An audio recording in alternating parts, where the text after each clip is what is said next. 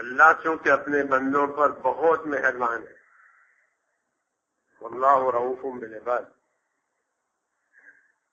اللہ نے اپنا تعارف خود ہی کرایا ہے کہ واللہ رؤوف بالعباد، کہ اللہ تو اپنے بندوں پر بہت مہربان ہے.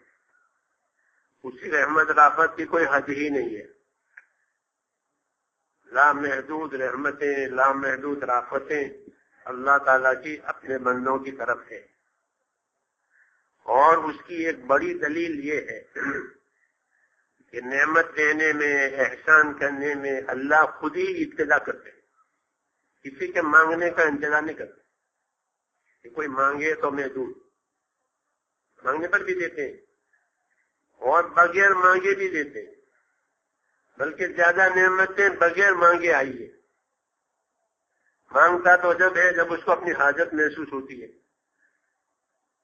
آدمی کو اپنی حاجت محسوس ہوتی ہے تو مانگتا ہے، نہیں تو نہیں مانگتا. تو اس کا مانگنا تو محدود ہے حاجت پر. اللہ تعالیٰ بندوں کی حاجت کو بھی جانتا ہے اور ان کی راحت کو بھی جانتا ہے، اور ان کی ضرورتوں کو بھی جانتا ہے، ان کی راحتوں کو بھی جانتا ہے. اس لیے نعمت دینے میں اللہ تعالیٰ خود ہی ابتدا کرتے ہیں، ہم ہی دیں گے. اللہم یا مبدی النعم قبل استحقاقها، معصور اذکار میں یہ ہے اللہم یا مبدی النعم قبل استحقاقها. ہے وہ پروردگار جو نعمتوں کے دینے میں خود ہی ابتدا کرے، حالانکہ نعمت کا کوئی حقدار نہیں ہے، کسی کا حق نہیں ہے، سب اللہ کا ہے. کون کہ میرا حق کا ہو؟ کوئی حقدار نہیں ہے، کوئی استحقاق نہیں رکھتا، کوئی استعداد نہیں رکھتا. ہاں اپنی طرف سے دیتے ہیں. یہ بتایا حضور صلی اللہ علیہ وسلم کے اذکار میں اللہ کا تعارف کرایا ہے. نبی کی دعوت میں، نبی کی تعلیم میں اللہ کی شانوں کا تعارف ہوتا ہے، اسی سے اللہ کی محبت پیدا ہوتی ہے. جب آدمی اللہ کی شان سے جاہل ہوتا ہے تو اللہ سے کٹتا ہے.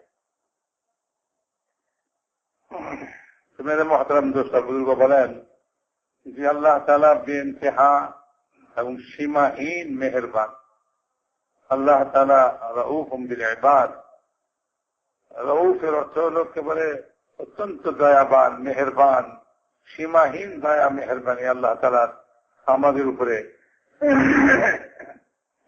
আল্লাহ তাআলার দয়া যে সীমাহীন, এটার প্রমাণ হলো যে আল্লাহ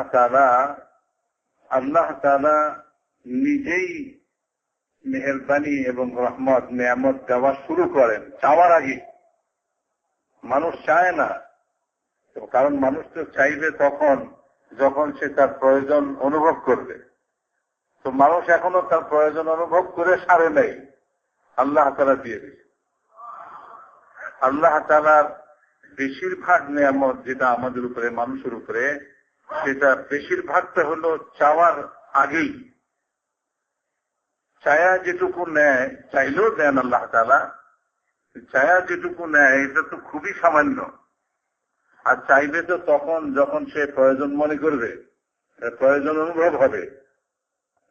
বান্দা প্রয়োজন অনুভব করার আগেই আল্লাহ তাআলা তার প্রয়োজন সম্পর্কে জানেন এবং আল্লাহ তাআলা তার জরুরত সম্পর্কে জানেন এবং আল্লাহ তাআলা তার আরাম, রাহাতের জিনিস কি জিনিস হলে বান্দার আরাম হবে, এটা আল্লাহ তাআলা বান্দা অনুভব করার আগে থেকেই জানেন.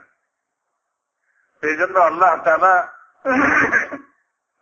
তাআলা তার ইলম অনুসারে, তার জ্ঞান অনুসারে, তার জানা অনুসারে আল্লাহ তাআলা বান্দা চাইবার আগেই আল্লাহ তাআলা দিতে শুরু করে দেন.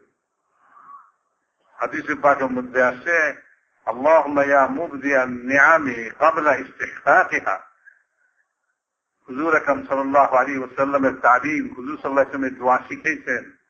হুজুর সাল্লাল্লাহু আলাইহি ওয়াসাল্লামের তালিমের মধ্যে, দোয়ার মধ্যে হুজুর সাল্লাল্লাহু আলাইহি ওয়াসাল্লাম উম্মতকে যা শিখিয়েছেন তার মধ্যে কি বলে? আল্লাহ তাআলার শান, আল্লাহ তাআলার কি শান, আল্লাহ তাআলার পরিচয় কি?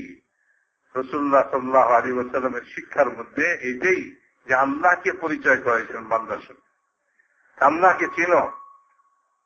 আল্লাহ তাআলার পরিচয় রাসূলুল্লাহ সাল্লাল্লাহু আলাইহি ওয়াসাল্লাম দিতেছেন এই দোয়ার মধ্যে যে হে ওই জাত যিনি নেয়ামত হক হওয়ার আগে কারো কেউ হকদার হওয়া ছাড়াই যিনি নেয়ামতকে দিতে শুরু করেন, যে কারোই হক নাই, আসলে তো হক কারোই নেই। আল্লাহর কাছ থেকে লওয়ার হক কার হবে? দাবি কে করতে পারে যে আমার কাছে এই যোগ্যতা আছে, আমি তো এটা পাওনাদার, আমি তো এটা দাবিদার? এরকম তো কেউ নাই, বান্দাদের মধ্যে কেউ নাই। বরং আল্লাহ তাআলা প্রত্যেককে তার হক ছাড়াই, তার পাওনা ছাড়াই আল্লাহ তাআলা প্রত্যেককে তার নিয়ামত দিতেছেন, দিয়ে ফিরে দিতেছেন। তো মেরে মহতারাম দোস্ত বুজুর্গ, যে আল্লাহ তাআলা তিনি অত্যন্ত মেহেরবান, দয়াবান বান্দাদের প্রতি। তো এটা প্রমাণ হইল এই যে আল্লাহ তাআলা বান্দা হক হওয়ার আগেই, বান্দা তার হক নাই তারপরেও আল্লাহ তাআলা নিয়ামত দিয়ে ফেলেছে।